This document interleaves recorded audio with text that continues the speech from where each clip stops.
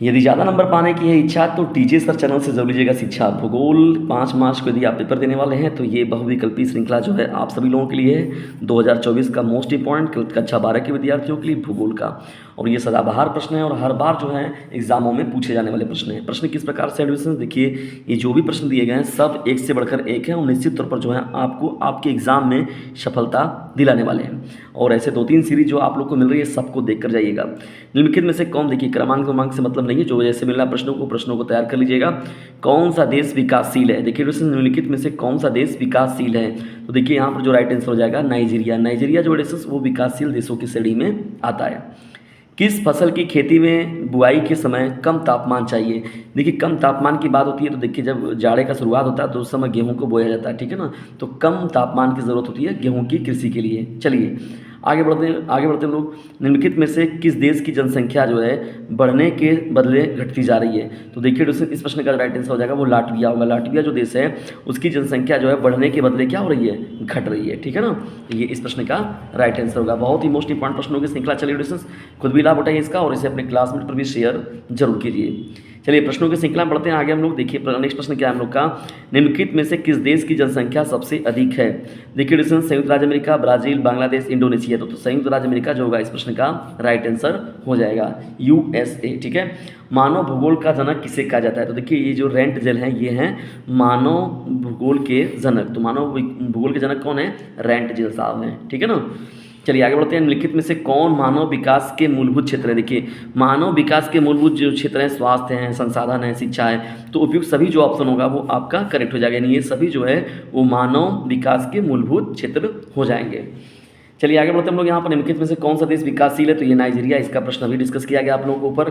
जननांकी संक्रमण सिद्धांत किसने दिया था, जननांकी संक्रमण सिद्धांत को देने वाले व्यक्ति थे, उनका नाम था नोएस्टीन। क्या नाम था, नोएस्टीन। नोएस्टीन साहब ने जो है जननांकी संक्रमण सिद्धांत को दिया हुआ है।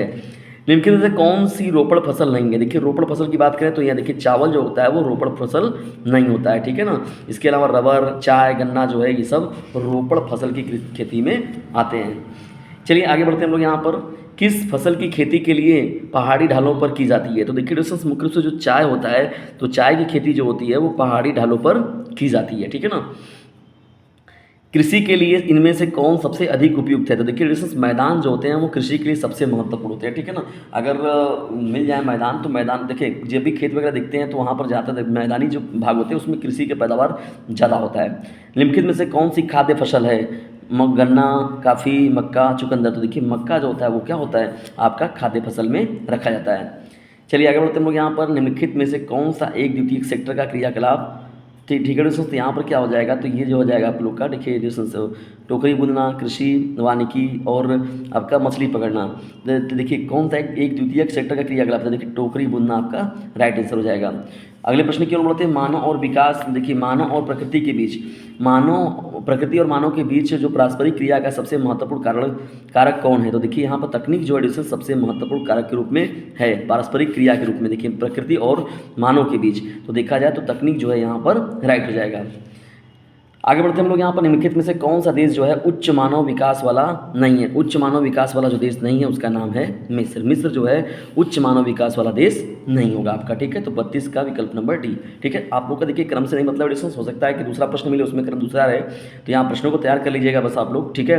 निम्न में से कौन एक जनसंख्या परिवर्तन का कारक नहीं है, तो देखिए डिस्टेंस आवास जो होता है वो जनसंख्या परिवर्तन का कारक नहीं होता है। चलिए बढ़ते हैं आगे। यहाँ पर हम लोग निम्नलिखित में से कौन सा क्षेत्र जो है सघन जनसंख्या वाला है, दक्षिण पूर्वी एशिया, भूमध्य रेखीय प्रदेश, ध्रुवीय प्रदेश, मरुस्थलीय प्रदेश। तो देखिए दक्षिण पूर्वी एशिया जो होता है डिस्टेंस वो क्या है, क्षेत्र जो है सघन जनसंख्या वाला है मुख्य रूप से, ठीक है ना। गेहूं की खेती के लिए आदर्श तापमान जो होता है देखिए 10 से 20 डिग्री सेंटीग्रेड कितना होना चाहिए, 10 से 20 डिग्री सेंटीग्रेड तापमान होना चाहिए किसकी, गेहूं की कृषि के लिए, ठीक है दोस्तों। तो ये मोस्ट इंपॉर्टेंट प्रश्नों की श्रृंखला आप सभी लोगों के साथ डिस्कस की गई, ठीक है दोस्तों। ऐसे ही और श्रृंखलाओं को पाने के लिए जुड़े रहिए डीजे सर चैनल के साथ और ज़बरदस्त तरीके से स्टडी करके जाइएगा डीजे सर चैनल से। डीजे सर का कहना है पढ़ने के साथ ही साथ इसे अपने क्लासमेट पर भी शेयर करते रहना है, तो खुद भी लाभ उठाइए और दूसरों को भी इससे लाभान्वित जरूर कीजिएगा। जल्दी मिलते हैं नेक्स्ट वीडियो में, तब तक के लिए टेक केयर, गुड बाय, जय हिंद, जय भारत। जाइए इसे फटाक से अपने क्लासमेट पर शेयर कीजिए।